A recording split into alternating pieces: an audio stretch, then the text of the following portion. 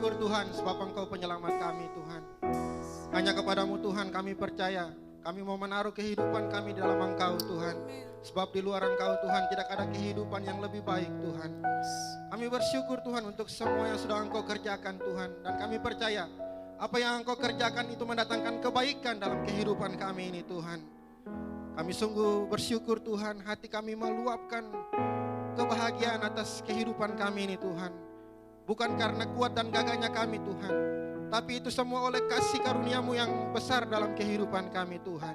Jika kami melihat dalam kehidupan kami ini Tuhan, siapakah kami? Sehingga Engkau dapat mengaruniakan yang terbaik bagi kami Tuhan. Pagi hari ini Tuhan kami akan mendengarkan firman-Mu.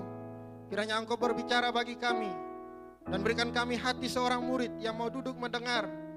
Dan bukan hanya sekedar mendengar, tapi ketika kami keluar dari ruangan ini Tuhan, kami membawa sesuatu yang baru. Kami menghidupi yang baru di dalam Engkau Tuhan. Jadikan itu sebagai komitmen kami dalam kehidupan kami Tuhan. Karena orang percaya itu membawa satu perubahan yang baru. Hidup kami membawa transformasi spiritual yang baru Tuhan. Di tengah-tengah zaman yang setiap hari berubah, dengan tantangan-tantangan hidup yang lika-liku kehidupan yang tidak menentu. Tetapi kami percaya ketika kami bergantung kepada Engkau Tuhan, kami mendapatkan jalan keluar, kami mendapatkan perubahan itu Tuhan. Untuk itu Tuhan berfirmanlah di pagi hari ini Tuhan, dan kami siap untuk mendengarkannya. Haleluya, amin. Silakan duduk Bapak Ibu. Puji Tuhan. Selamat pagi. Shalom. Ya, yang pertama kali terima kasih buat Bapak Gembala, Papi, Mami yang sudah mempercayakan saya untuk membawa firman Tuhan di pagi hari ini. Ini yang perdana yang di Ibadah Raya. Kalau di Pemuda sudah beberapa kali, dan puji Tuhan untuk kepercayaan ini. Saya bersyukur kepada Tuhan. Dan di pagi hari ini saya akan membawa satu tema, yaitu ketahanan iman. Nah, berbicara mengenai kehidupan kita, berbicara tentang iman, ternyata kita tidak hanya sekedar beriman, tetapi kita harus punya stabilitas. Mengapa? Karena berbicara tentang kehidupan, itu tidak hanya sekedar berbicara tentang kehidupan itu saja. Apa yang kita jalani secara rutinitas, makan, tidur, bangun, dan sebagainya. Tetapi kita perlu juga ketahanan. Apalagi di tengah-tengah masalah yang sedang terjadi, diperhadapkan antara iman dan keadaan. Mengapa? Karena keadaan kadang-kadang mempengaruhi iman kita. Makanya kita memerlukan sebuah ketahanan. Dalam keadaan yang sekarang yang dunia hadapi, ada kata krisis. Nah, krisis yang terjadi di tahun 2020 ini sangat meluap, sangat besar. Dia sampai masuk ke dalam kehidupan sosial kita. Dan kita tahu sekarang bahwa yang sedang terjadi adalah COVID-19. Pandemi yang seluruh dunia hadapi. Terjadinya krisis ekonomi, terjadinya krisis sosial, terjadinya pariwisata semuanya ditutup dan sebagainya. Seakan-akan bahwa ini akhir dari segala kehidupan kita. Dan di samping itu ternyata iman juga kadang-kadang terpengaruhi oleh keadaan. Makanya di minggu kemarin, Papi sampaikan bahwa ada infodemik. Seberapa banyak kita dengar itu juga kadang-kadang mempengaruhi iman kita. Nah, makanya tidak hanya sebatas kita beriman kepada Tuhan, tetapi di dalam kehidupan kita sebagai orang percaya, kita memerlukan ketahanan. Kita perlukan stabilitas. Karena mengikuti Tuhan bukan satu kali selamat lalu sudah selesai, memang selamat, tetapi ada proses yang harus kita kerjakan. Dalam proses yang kita kerjakan, keadaan yang menjadi pengacau pertama. Nah, berbicara mengenai ketahanan iman, kata ketahanan itu berbicara mengenai tahan atau kuat. Lalu kemudian ada kekuatan. Jadi berbicara tentang ketahanan itu berbicara tentang kekuatan. Di dalamnya berupa kekuatan hati dan kekuatan fisik. Itu ketahanan. Lalu kemudian ada daya tahan, endurance. Lalu kemudian ketahanan itu adalah berbicara mengenai seseorang diuji dari beberapa banyak kabar buruk maupun kabar baik yang mampu diterimanya dengan tenang. Jadi orang yang bilang dia bertahan, dia punya ketahanan, itu artinya dia juga tenang di dalam kehidupannya. Nah, Sri Mulyani mengatakan bahwa pengembangan adalah latihan ketahanan dengan perbaikan tambahan. Jadi ketahanan itu bukan hanya sekedar kita sudah memiliki kekuatan lalu kita tenang. Tidak, tetapi perlu pengembangan. Pengembangan apa? Pengembangan ke arah yang hal lebih baik. Nah, saya kutip juga ketahanan nasional. Merupakan kekuatan, kemampuan, daya tahan, dan keuletan. Ada unsur keuletan. Yang menjadi tujuan suatu bangsa untuk menghadapi tantangan, ancaman, hambatan, dan gangguan yang datang dari luar ataupun dari dalam. Yang secara langsung atau tidak langsung. Itu ketahanan nasional. Bangsa Indonesia punya. Dan dia terus melakukan pengembangan. Mendengar berita bahwa Menteri Prabowo mendatangkan pesawat, ada pengadaan senjata, itu merupakan bentuk-bentuk untuk melakukan ketahanan negara. Nah, ketahanan iman, ternyata ketahanan juga di dalam iman itu perlu. Perihal daya tahan seseorang yang berhubungan secara aktif. Jadi dia aktif, bukan pasif, ketahanan iman. Artinya bahwa dalam setiap kehidupan pasti kita akan diperhadapkan dengan ketahanan-ketahanan iman. Baik itu keadaan, baik itu apa, dan apa itu tetap ada. Dan dia bersifat aktif, artinya ada unsur yang kita kerjakan terus menerus. Tidak hanya berhenti hari ini, kita lolos dari iman ini, oke selesai. Tidak. Tetapi yang kita selesaikan ini juga akan bisa terjadi di kemudian hari. Tanpa kita ketahui. Dan lalu kemudian kemampuan dan kekuatan dan dalam mempertahankan keyakinannya. Jadi di dalamnya ketahanan kita mempertahankan iman kita kepada Yesus. Seberapa besar kita percaya, seberapa benar kita percaya kepada Tuhan, itu yang harus kita pertahankan. Jangan seperti yang minggu kemarin Papi sampaikan bahwa infodemik kita dengar langsung kita gugur iman kita. Akhirnya terjadinya intimidasi, terjadinya ketakutan, kebimbangan, keraguan dan sebagainya di dalam kehidupan kita. Lalu kemudian dan perintah Yesus dalam kehidupannya dari berbagai macam keadaan, tantangan, tekanan. Jadi ada dua unsur ketahanan. Yang pertama mempertahankan keyakinan dan kemudian perintah Yesus. Bagaimana kalau kita tidak melakukan perintah Yesus, bagaimana kita mempunyai ketahanan iman? Ibaratnya Alkitab itu sebagai kunci atau rumus kita sebagai orang-orang beriman. Jadi kalau kita tidak melakukan, kalau kita hanya sekedar percaya tapi kita tidak melakukan, itu artinya kita berperang tanpa peluru. Kalau kita tidak punya peluru, otomatis ketika kita diperhadapkan dengan tekanan, kita tidak punya amunisi. Tidak ada yang bisa kita tembak. Contohnya ketika Tuhan ada di padang gurun, ketika iblis mencobai. Tuhan bukan memperkatakan motivasi dunia atau pemahaman dunia, tetapi dia mengatakan apa yang sesuai dengan kebenaran firman Tuhan. Ketika pencobaan datang di padang gurun, Yesus membantah iblis dengan menyebutkan firman Tuhan. Nah, itulah yang menjadi fokus kita sebenarnya dalam ketahanan iman. Nah, ketahanan iman berbicara mengenai ujian.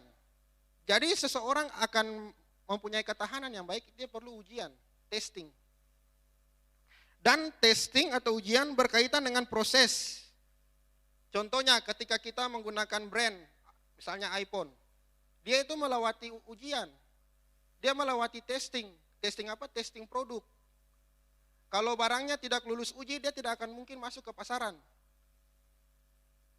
Bagaimana dia punya tempered glass-nya, layarnya, LCD-nya, speknya, dan sebagainya. Apakah untuk tahun 2020 dia mumpuni untuk sebuah uji kualitas ketika berbanding dengan misalnya Redmi, Vivo, Samsung. Apakah iPhone masih bisa bertahan di kelasnya? Itu harus melewati ujian, proses. Penemu bola lampu saja dia itu mencoba hingga 1000 kali. Coba kalau dia berhenti dengan proses sampai menemukan bola lampu, mungkin hari ini kita tidak dapat menikmati bola lampu. Nah, diperlukan ketahanan sebenarnya, ketahanan iman. Nah, jadi ketika orang percaya dihadapkan dengan ujian, yang paling penting itu adalah bagaimana dia bertahan secara aktif. Lalu kemudian yang paling penting di sini juga kita tidak akan pernah kehilangan atau terlepas dari namanya ujian. Setiap manusia pasti akan diperhadapkan dengan ujian. Kita tidak bisa bilang, Tuhan jauhkanlah ini padaku. Tetapi proses ujian itu harus ada dalam kehidupan kita. Untuk apa? Mendatangkan ketahanan iman. Untuk mendatangkan pertumbuhan. Untuk mendatangkan kebaikan. Bagaimana kita akan hidup menjadi sempurna seperti Kristus kalau kita tidak pernah melewati proses-proses ujian. Tapi saya ingin membawa kita untuk pemahaman satu iman ya. Iman itu kan ada dua kata, dasar dan bukti. Kata dasar itu berbicara mengenai assurance atau title deed. Artinya bahwa dalam bahasa Yunani itu berbicara mengenai sertifikat tanah. Artinya itu adalah kita punya jaminan. Jadi Tuhan ketika bilang iman itu berarti Tuhan bilang ini jaminan untuk kamu. Ini sertifikat tanah, ini BPKB motor. Ketika Bapak Ibu pergi ke Pegadaian atau ke ini mau mengambil sesuatu dengan bentuk kredit, ini jaminan. Nah, secara Kristen Tuhan memberikan jaminan, ini jaminan kamu untuk hidup. Tetapi di kata yang kedua itu ada kata bukti. Berbicara mengenai bukti artinya berbicara mengenai evidence. Definitively given conviction. Artinya bahwa ini sesuatu yang langsung dari Tuhan. Tapi belum kita lihat.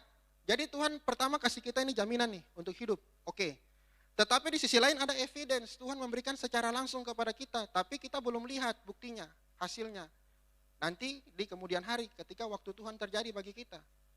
Nah itu iman sebenarnya. Tetapi kadang-kadang kita seperti orang-orang yang tidak memiliki iman, kita mau langsung dijawab oleh Tuhan. Tetapi kita perlu menunggu waktu Tuhan.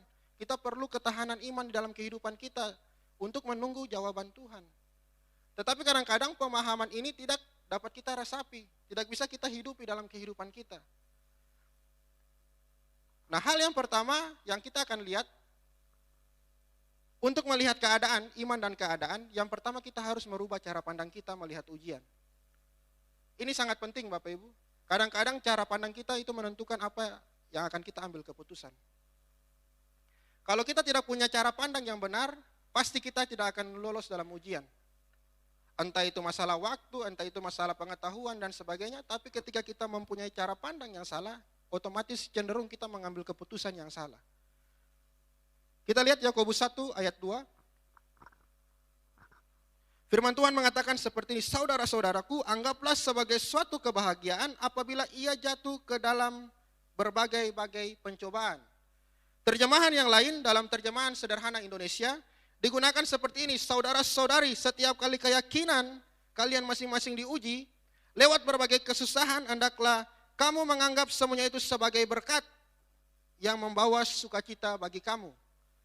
Di dalam terjemahan NIV, digunakan, consider it pure joy, my brothers, whenever you face trials of many kinds. Artinya bahwa anggap saja itu sukacita murni, pure joy. Artinya ini benar-benar sukacita. Saudaraku, kapanpun Anda menghadapi berbagai-bagai pencobaan atau cobaan. Jadi cara pandang kita yang pertama ketika kita menghadapi ujian, tekanan dalam kehidupan kita, kita harus menganggap itu sebagai berkat daripada Tuhan. Kita menganggap itu sebagai kebahagiaan. Jadi ketika pandemi sedang terjadi, krisis sedang terjadi dalam kehidupan kita, cara pandang kita memandang masalah itu adalah berkat.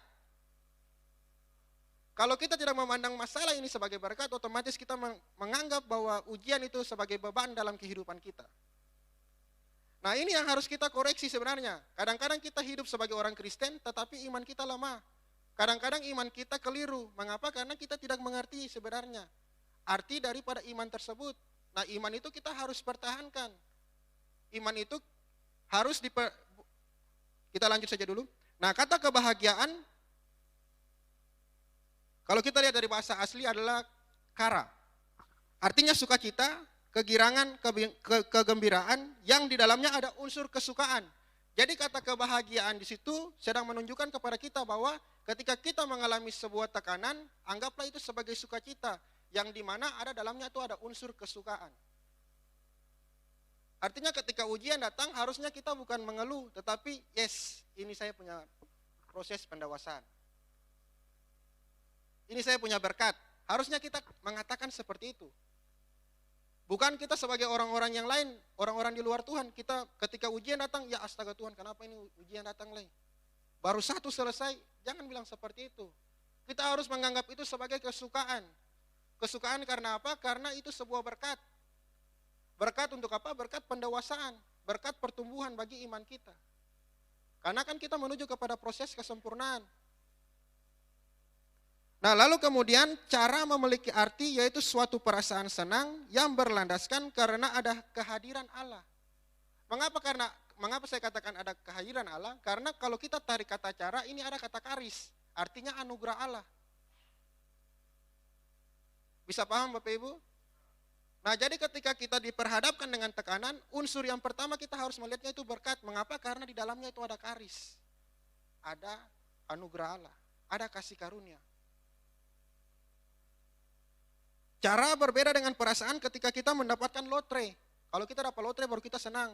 Surprise, oh terima kasih misalnya begitu. Kita ucapkan kebahagiaan yang meluap-meluap, bukan seperti itu. Dan cara tidak tergantung dari situasi dan kondisi. Jadi mau situasi apapun yang terjadi, peperangan terjadi, pandemi terjadi, apapun itu yang terjadi dalam kehidupan kita, kita tetap harus menjadikan pencobaan atau ujian sebagai kesukaan. Nah itu yang pertama Bapak Ibu. Jadi saudara-saudari setiap kali keyakinan kalian masing-masing diuji lewat berbagai kesusahan, hendaklah kamu menganggap semuanya itu sebagai berkat. Sebagai kesukaan kita. Lalu kata yang kedua ada kata pencobaan. Kata pencobaan ini adalah peirasmos. Artinya di ujian, pencobaan, godaan, latihan atau menguji. Kata ini dimaksudkan ialah penderitaan yang datang dari luar diri seseorang. Sedangkan nanti dibandingkan dengan ayat 13 dan 14, itu adalah merupakan dorongan batinia, pencobaan yang dibuat dari diri sendiri. Artinya bahwa dorongan batinia untuk melakukan sesuatu yang jahat. Jadi nanti di sini ada dua pandangan. Kadang-kadang kita bilang bahwa kita dicobai oleh Tuhan, padahal kita minum mabuk. Minum mabuk itu adalah dorongan batinia. Itu nanti di ayat 13 dan 14. Tetapi yang dimaksudkan di dalam sini ayat 2, ini benar-benar ujian yang datang dari Tuhan. Ujian yang datang dari Tuhan itu untuk apa? Untuk mendewasakan kita. Untuk supaya iman kita bertumbuh. Bukan sebaliknya. Kadang-kadang ketika kita, ada orang ya punya pemandangan. Ketika kita minum mabuk ini, kita kecelakaan atau kita sakit. Terus pendeta datang berdoa, ya ini ujian dari Tuhan. Nah itu sebenarnya keliru. Sudah tahu minum mabuk itu nanti akan merusak apa, misalnya lambung dan sebagainya. Tapi tetap minum, itu kesalahan yang dibuat sendiri. Bukan ujian dari Tuhan. Nah kadang-kadang kita orang percaya terlalu fanatik, bukan fanatik tapi terlalu mempermainkan kata Tuhan. Padahal itu kesalahan yang dibuat sendiri. Nah kata peirasmo juga berhubungan dengan menguji kualitas iman kita. Maka kata uji berhubungan dengan kata proses. Nah jadi ketika Yakobus menuliskan surat ini, sebenarnya juga ada bilang bahwa pencobaan atau ujian yang kamu hadapi itu untuk menguji kualitas iman kita. Kita lihat contoh di dalam Kejadian 22. Kemudian Allah berkata, bawalah Ishak anakmu. Bapak Ibu pasti tahu semua cerita ini. Ketika Abraham, orang yang beriman, bapak beriman, diperhadapkan dengan seorang anak yang dia kasihi. Anak yang baru dikasih oleh Tuhan dalam pergumulannya, dalam ketidakpercayaannya, karena kan waktu itu dia tertawa. Dia kayak meragukan Tuhan. Tetapi ketika Tuhan menjawab, lalu Tuhan perhadapkan dia dengan ujian. Kalau Bapak Ibu selidiki dalam bahasa Inggris, di situ menggunakan kata testing. Nah ketika diperhadapkan di bawah. Kalau saya berpikir gini, wah ini pasti bapaknya gila. Orang anak satu-satunya dikasih oleh Tuhan, tunggu lama, tiba-tiba Tuhan bilang bawa ke Gunung Moria. Tidak ada bilang bahwa nanti di sana disediakan domba, tidak ada, Bapak Ibu. Abraham juga polos, langsung lurus-lurus, membawa ke atas Gunung Moria. Nah sebenarnya yang harus dipahami cara pandang kita itu seperti Abraham. Sudahlah, Tuhan suruh ikut saja. Tapi Abraham tidak tahu bahwa Tuhan nanti ketika naik, malaikat berkata lihat ke belakang. Nah itu tidak ada dalam teks yang Tuhan bilang kepada Abraham, di sebelumnya. Tetapi Abraham memiliki cara pandang yang berbeda, bahwa ketika dia mengikuti apa yang Tuhan punya, itu ada intervensi Tuhan. Nah itu yang harus kita pahami dalam kehidupan kita. Cara pandang kita itu harus seperti itu. Oke, maju saja, ini Tuhan yang suruh. Toh itu mungkin kematian di depan atau kecelakaan di depan, tapi firman Tuhan mengatakan, Yeremia, bahwa Tuhan menyediakan rancangan yang penuh dengan damai sejahtera, bukan kecelakaan, bukan maut. Nah iman kita itu seperti itu harusnya. Cara pandang kita melihat sebuah masalah itu harus seperti itu. Contoh yang kedua, dalam Bilangan 13 ayat 28 sampai 33, 12 pengintai pergi masuk ke kota. 11-nya pulang dengan berita buruk. Bilang kepada Musa, Harun, jangan pergi ke sana. Ini dalam bahasa saya Bapak Ibu. Jangan masuk. Mengapa? Orangnya perawakannya tinggi-tinggi, besar, raksasa. Tetapi Harun Kaleb, Yosua dan Kaleb ya. Orang Amalek diam di tanah Negeb, orang Het, orang Yebus dan orang Amori. Kemudian Kaleb mencoba menenteramkan. Nah ini Kaleb punya pandangan yang berbeda. Dia bilang hati bangsa itu di hadapan Musa, katanya, tidak, kita akan maju menduduki negeri itu, sebab kita pasti akan mengalahkannya. Mengapa Kaleb mengatakan seperti ini? Karena dia sudah pernah mengalami pengalaman-pengalaman bersama Tuhan. Sayangnya setiap orang Israel tidak belajar. Dari masa keluaran sampai kepada masa Kaleb dan Yosua ini, Musa dan Harun, mereka tidak belajar. Kadang-kadang kita bilang bahwa ada statement kan bilang bahwa guru yang terbaik itu adalah pengalaman. Tapi bagi saya, kalau tidak ada pelajaran di dalam pengalaman itu sia-sia. Nah sayangnya Israel seperti itu. Tuhan sudah memberikan mana, Tuhan membawa mereka keluar dengan berbagai tulah yang terjadi di bangsa Mesir. Sampai mereka melewati laut. Tidak ada kehidupan, mungkin mati. Karena di belakang tentara Israel, di depan laut. Tidak ada jalan keluar. Tapi tiba-tiba Tuhan membuka jalan. Jalan tol pribadi. Nah cara pandang kita untuk melihat masalah itu seperti itu. Keadaan seperti itu. Nah saya tidak tahu masalah apa yang sedang kita alami hari ini. Entah itu COVID, entah itu krisis dalam keluarga kita dan sebagainya. Tetapi mari di pagi hari ini kita coba memandang dengan cara pandang yang berbeda. Kita menganggap bahwa semua ujian atau pencobaan, ujian ataupun testing yang Tuhan izinkan terjadi itu adalah berkat. Nah kita bandingkan di dalam Yakobus 1 ayat 12 sampai 15. Firman Tuhan mengatakan, saya menggunakan terjemahan sederhana Indonesia. Setiap kalian yang bertahan ketika keyakinanmu diuji oleh Allah lewat kesusahan, hendaklah kamu bersukacita. Karena kamu benar-benar akan diberkati Allah. Memang benar-benar diberkati oleh Allah. Jadi bukan kita uji lalu kita berhasil. Tidak, tetapi ketika kita diuji Tuhan sudah taruh berkat bagi kita. Lalu, karena sesudah kamu lulus dari semua ujian itu, kamu akan diberikan mahkota kemenangan ketika kamu masuk surga untuk hidup selama-lamanya. Jadi kita diuji itu untuk kita diberkati Allah. Lalu kemudian kita juga mendapatkan mahkota. Itu Tuhan yang sudah sediakan bagi kita. Tapi yang pertanyaannya apakah ketahanan kita ada tidak? Nah seperti itu. Lalu kemudian sesuai dengan janji Allah kepada kita semua yang mengasihinya. Tetapi kalau kamu merasa tergoda untuk berdosa, janganlah kamu berpikir bahwa Allah yang memberi godaan itu kepadamu. Nah ini yang saya tadi maksudkan. Kekuatan batinia. Jangan kita bilang Allah mencobai, tapi kita merokok, contoh. Lalu ketika kita merokok, kita kanker, kita masuk rumah sakit, kita bilang ini ujian dari Tuhan. Itu bukan. Itu kesalahan diri sendiri. Sudah tahu rokok itu mencelakakan, mendatangkan kanker, impoten, wanita hamil tidak boleh isap rokok. Nah itu kesalahan-kesalahan yang kadang kita buat. Itu kesalahan pribadi, dorongan yang timbul dari batinia kita. Tetapi ketika, nanti saya ada tunjukkan perbedaannya. Kita lanjut saja, tetapi keinginan-keinginan kita sendiri yang membuat kita tergoda.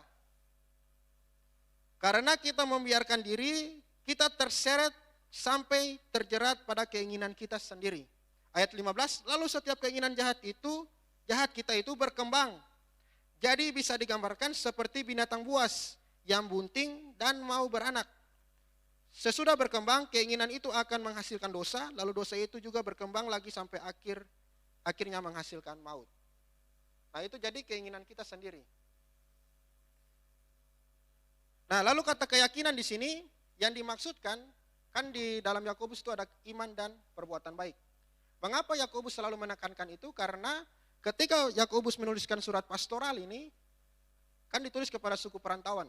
Artinya bahwa orang Kristen yang sudah keluar, orang Kristen Israel, orang Kristen Yahudi itu mereka sudah terpencar di berbagai dunia.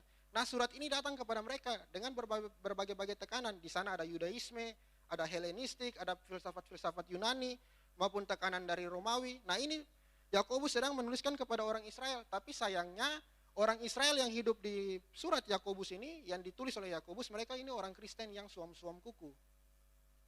Mereka hidup sebagai orang Kristen, tetapi mereka tidak berjalan sesuai orang Kristen. Makanya Yakobus menuliskan surat ini, surat pastoral ini kepada mereka supaya menunjukkan bahwa ternyata iman dan perbuatan itu harus bekerja. Tidak hanya iman, tetapi hasil dari iman itu harus ditunjukkan oleh perbuatan baik kita. Nah, itu yang Yakobus tekankan sebenarnya. Dan keyakinan di sini itu berbicara mengenai keyakinan bagaimana kita menguatkan iman kita sebenarnya. Kekuatan iman kita.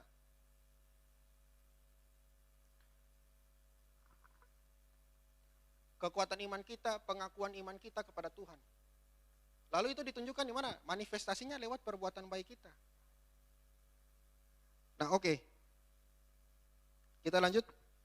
Ujian itu bukan sebuah malapetaka, tetapi sebagai berkat pendewasaan di mana menuntut pengakuan kepercayaan kita kepada Kristus yang harus dibuktikan oleh perbuatan baik atau respon yang benar. Nah, ini cara pandangnya. Perbedaannya,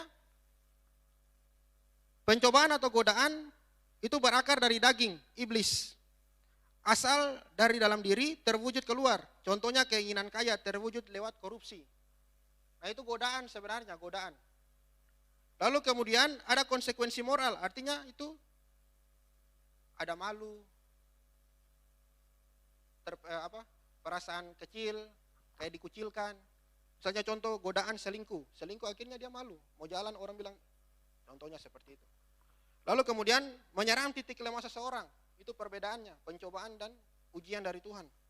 Solusinya dia lari, menjauh. Tetapi kalau latihan atau ujian itu berakar dari rencana Allah atau seizinnya Allah. Contohnya kayak Abraham yang ingin mempersembahkan Ishak. Itu atas izinnya Tuhan. Ayub. Prosesnya itu pendewasaan. Nanti kita lihat ya. Asalnya dari luar, mempengaruhi dalam diri, iman, karakter. Lalu tidak ada konsekuensi moral. Artinya kalau Tuhan yang intervensi itu tidak ada malu. Tidak ada dikucilkan, tidak merasa jauh dari komunitas. Lalu kemudian menguji kekuatan seseorang. Ada ujian untuk menguatkan seseorang. Lalu kemudian solusinya jalani dengan iman. Berkat bukan hanya berbicara mengenai material.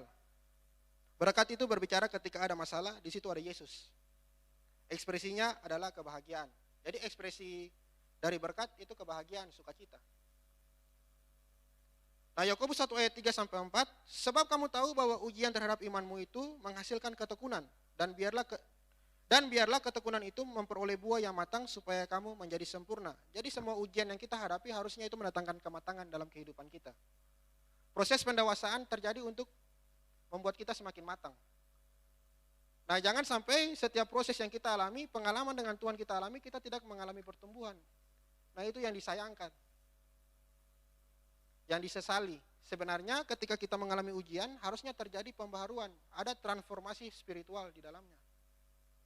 Jangan hanya transmisi Bapak Ibu. Perpindahan saja itu tidak akan mengubah apa-apa. Tapi kalau terjadinya transform, artinya ada perubahan di dalamnya. Ada pembaharuan.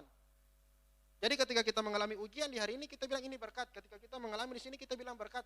Artinya bahwa berkat Tuhan itu harus kita maknai. Kita hargai sehingga itu mendatangkan sesuatu yang baru dalam kehidupan kita. Kita lanjut yang kedua. Iman diuji melalui ujian, bukan dihasilkan oleh ujian. Ujian mengungkapkan iman yang kita miliki, bukan berbicara besar atau kecil yang kamu punya, tetapi apakah imanmu benar sehingga ujian yang datang kamu tidak goyah, tapi menganggapnya berkat. Jadi bukan masalah iman itu kecil dan besar Bapak Ibu, tetapi benarkah iman yang kita punya? Apakah kita memiliki iman yang benar? Kalau kita memiliki iman besar dan kecil itu tidak terpengaruhi. Kita boleh, yes, kita percaya kepada Tuhan. Tetapi ketika ujian datang, kita lari kepada, misalnya contoh mamon, uang. Kita cari ke dukun. Kita mencari perlindungan pertama kepada orang-orang yang kuat. Nah, jadi bukan masalah besar dan kecil, tetapi bagaimana benarkah iman yang kita punya? Iman yang sejati kita punya atau tidak? Yang kedua, bergantung sama Tuhan. Ketahanan yang kedua. Yakobus 1 ayat 5-8, dengan cepat saja Bapak Ibu. Dalam firman Allah yang hidup, jika saudara ingin mengetahui apa yang dikehendaki Allah dari saudara, tanyakan kepadanya, maka ia akan memberitahukannya kepada saudara. Ia selalu bersedia memberikan kebijaksanaan dengan limpahnya kepada semua orang yang memohonkannya. Ia tidak akan merasa kesal karena, tetapi jika saudara bertanya kepadanya, hendaklah saudara benar-benar mengharapkan dia untuk memberitahu saudara, sebab pikirannya ragu-ragu bagaikan gelombang laut yang diombang-ambingkan angin, dan tiap-tiap keputusan yang saudara ambil tidak berketentuan, sebab selalu berubah-ubah. Jika saudara tidak bertanya dengan iman, janganlah mengharap bahwa Tuhan akan memberi jawaban yang tegas. Artinya begini Bapak Ibu, ketika kita mengalami tekanan dan semua persoalan dalam kehidupan kita, kita perlu bergantung kepada Tuhan. Bergantung sama Tuhan di dalam ayat ini dikatakan bahwa kita meminta hikmat. Nah, seberapa kita kadang-kadang ketika kita mengalami ujian, kita lebih bergantung kepada kekuatan kita. Tetapi di dalam surat Yakobus bilang begini bahwa ketika kita mengalami kita mengalami ujian, itu mendatangkan berkat pemahaman pertama. Ketika kita sudah menganggap itu berkat, kita tidak hanya sekedar, oh ini berkat dari Tuhan, yes, seng. Tetapi di sisi lain kita perlu bergantung sama Tuhan untuk menyelesaikan ujian ini. Dengan apa? Minta hikmat. Kalau dalam TSI, terjemahan sederhana Indonesia, saudara-saudara seiman, kalau kamu miskin atau mempunyai kedudukan rendah, bersukacitalah karena Allah sudah memberikan kedudukan yang tinggi kepadamu, yaitu sebagai warga kerajaannya. Jadi kita menganggap bahwa kita harus punya dasar bahwa kita ini warga kerajaan Allah. Ketika kita diuji oleh Allah, otomatis kita perlu minta hikmat untuk menyelesaikan masalah tersebut. Bukan kita datang mencari solusi. Dengan kekuatan kita memotong jalannya Tuhan. Kadang-kadang manusia seperti itu. Diproses, kadang-kadang kita memotong jalurnya Tuhan. Harusnya Tuhan bilang lurus, tapi kita kadang-kadang ambil langkah. Kita cut. Nah, kadang-kadang itulah yang membuat kita kecewa sama Tuhan. Sebenarnya bukan maksud Tuhan untuk seperti yang kita punya, tetapi kita yang memotong jalurnya Tuhan. Karena apa? Kita kurang hikmat. Nah, saya punya kejadian Bapak Ibu, waktu tahun 2015 atau 2014, ketika itu opa saya sebagai gembala, dan itu terjadinya meninggal itu berurutan. Jadi setelah opa saya pendeta gembala sidang hari itu di GB House of Rest di Ambon, kemudian tidak lama mama saya, tidak lama opa saya. Nah, ini saya menganggap sebagai sebuah ujian dari Tuhan. Mengapa? Karena dalam proses kehidupan yang saya alami, saya bergantung kepada mereka. Termasuk juga Bapak Olvi dan sebagainya, dan om-om yang lainnya. Tetapi Tuhan mengambil intinya apa? Ketika saya merenungkan, oh ternyata kalau tidak ambil opa saya, mungkin saya sudah menjadi hamba Tuhan yang tidak menjalani proses. Artinya ketika saya selesai sekolah, saya pulang ke Ambon, saya sudah pelayanan. Karena opa saya kan gembala waktu itu. Tetapi ketika dalam perjalanan iman, mengikuti Tuhan, sekolah dan sebagainya, ternyata Tuhan ambil beliau. Matinya juga tidak terbayangkan, tiba-tiba naik di atas mimbar, kemudian dia jatuh, serangan jantung katanya. Tidak bisa tertolong karena katanya ketika jatuh langsung sudah kencing celana, maaf kata Bapak Ibu. Artinya bahwa itu sudah tidak bisa tertolong. Tertolongnya oleh oksigen karena itu ada napas yang membantu untuk dia. Tetapi ketika oksigen dicabut itu meninggal sebenarnya. Lalu kemudian berjalannya waktu, mama saya dipanggil pulang oleh Tuhan, kecelakaan di Jakarta. Saya bilang, waduh ini sekolah bagaimana ini? Nah, Tuhan menguji iman saya, ketahanan iman saya. Mau jadi hamba Tuhan, prosesnya harus ada. Kemudian tidak lama berselang waktu, opa saya dipanggil pulang. Itu semakin remuk kalau manusia, remuk hati. Oh ini sekolah belum habis, masih melanjutkan studi dan sebagainya. Bagaimana uang jajan, uang sekolah, oma pensiun kalau dapat itu kecil. Kalau minta dari Bapak Olvi juga kan keluarganya ada dan sebagainya. Apalagi om saya, Om Stevi. Itu kan keluarga dan tanggungannya banyak. Kadang-kadang beliau harus banyak memberi juga untuk keluarga saya gitu. Dari om-om maupun mama, oma. Nah itu harus menopang. Ditambah beban saya. Nah saya bilang, wah Tuhan ini bagaimana Tuhan? Tetapi disitulah saya melihat cara pandang saya berbeda. Saya melihat bukan melihat kepada keadaan keluarga. Kalau saya minta dari Oma terbatas, saya minta dari Om Opi terbatas, saya minta dari Om Stevi terbatas. Tidak ada jalan lain Bapak Ibu, ujian di depan mata, ujian skripsi. Tetapi saya mencoba untuk melihat dengan cara yang berbeda. Saya mencoba untuk bertahan dengan iman saya. Dan puji Tuhan, proses ini berjalan dengan baik. Ada kekuatan, bahkan ada hasil juga yang baik. Nah, dari cerita ini saya ingin mengajak bahwa mari kita memiliki cara pandang yang berbeda dengan hikmat dari Tuhan. Mungkin ketika kejadian ini terjadi, otomatis kalau seorang anak kehilangan, pasti dia akan hancur. Dan untung saja kehancuran itu tidak membawa saya kepada jalan yang salah. Kalau bukan hikmat dari Tuhan. Nah, ada sebuah statement dari John Calvin, dikatakan bahwa the human heart is an idol factory. Sifat manusia bisa dikatakan adalah pabrik berhala. Nah, peperangan kita sebenarnya adalah hati kita, keinginan kita. Makanya kita perlu hikmat. Hikmat dari Tuhan Bapak Ibu. Hati manusia itu gampang berubah-berubah. Hari ini A, hari ini B, besok Z. Tetapi dalam iman kita tidak bisa A dan Z dan B. Kita harus stabil. Ketahanan itu perlu ada. Karena orang Kristen itu bukan seperti bunglon yang berubah-berubah. Tidak. Dia harus tetap berjalan di dalam koridornya Tuhan. Titiknya Tuhan. Kita tidak bisa sembarangan hidup. Polanya sudah ada, patronnya sudah ada. Tuhan sendiri yang menjadi patron, polanya. Otomatis kalau kita ingin berjalan menuju kesempurnaan, patokannya Tuhan. Hikmat itu adalah pimpinan Tuhan yang menguasai pikiran kita untuk dapat bertindak benar sesuai, serta memampukan kita membuat keputusan praktis sesuai hukum Tuhan. Jadi tidak perlu ribet-ribet Bapak Ibu. Apa yang praktis yang Tuhan ajarkan itu yang kita lakukan. Kadang-kadang kita menambah-nambah. Bahkan kadang-kadang kita juga memanipulasi firman Tuhan. Nah jangan Bapak Ibu. Kita lakukan saja yang praktis. Tuhan bilang A, kita ikut A. Tuhan bilang B, kita ikut B. Karena apa? Karena ujian yang kita hadapi itu berkat. Tidak perlu neko-neko dengan kehidupan ini Bapak Ibu. Hikmat agar kita dapat mengambil keputusan dengan baik, itu yang pertama. Hikmat agar kita bijaksana dalam memilih arah atau fokus. Lalu kemudian hikmat agar kita bijaksana agar tidak terpengaruh oleh keadaan. Hikmat agar kita bijaksana menguasai hati kita. Artinya bahwa kita tidak baper. Tuhan baru memperhadapkan kita dengan masalah ini, langsung kita sensitif. Atau baru diperhadapkan dengan komunitas, kita buat kesalahan, kita dinasehati, kita langsung baper. Padahal itu bukan. Harusnya kita menganggap semua keadaan, semua ujian yang kita hadapi itu adalah berkat dari Tuhan. Kebijakan dunia didasarkan pada institusi dan pengalaman manusia tanpa penyataan Tuhan. Itu sangat terbatas. Kegagalan untuk mengakui keterbatasan-keterbatasan itu mendatangkan dosa. Artinya kita berjalan dengan pemahaman dunia. Kita berjalan dengan aturan dunia. Itu terbatas Bapak Ibu. Itu tidak ada penyataan Tuhan. Kadang-kadang juga terjadi manipulasi. Kita menggunakan firman Tuhan sebagai tameng untuk menyerang orang. Padahal kita sedang dicobai. Kita sedang dalam proses untuk menuju pendewasaan. Tetapi kadang-kadang kita menyalahkan orang lain. Karena apa? Kita berlandas kepada ini. Akhirnya mendatangkan dosa. Apa? Mengeluh. Akhirnya mendatangkan beban hati. Lalu kemudian atas semua orang yang dengan sombong berusaha mengatasi masalah-masalah rohani dengan hikmat manusia.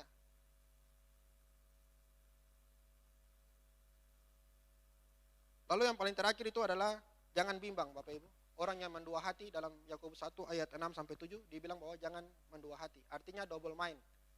Orang yang dua hati itu tidak tenang hidupnya. Kata bimbang secara singkat diartikan bahwa hendaklah ia memintanya dalam iman. Sebenarnya ditunjukkan gini, jangan bimbang itu artinya gini Bapak Ibu, bahwa membuat evaluasi berdasarkan informasi yang dimiliki secara hati-hati. Firman Tuhan tadi katakan, hendaklah ia memintanya dalam iman dan sama sekali jangan bimbang. Nah kata bimbang di situ bahwa menunjukkan gini, jangan kamu harus buat evaluasi diri. Apakah yang beta buat ini benar atau seng? Nah itu. Kalau kita tidak buat evaluasi, larinya kepada dua hati. Akhirnya kita ragukan. Sebenarnya ini Tuhan suruh seng. Nah itu apa? Karena kita kadang-kadang punya cara pandang sudah berbeda. Akhirnya terjadinya kebimbangan. Sebenarnya kata Diakrino membuat evaluasi berdasarkan informasi yang memiliki sifat hati-hati. Makanya firman Tuhan bilang bahwa jangan dan sama sekali jangan bimbang.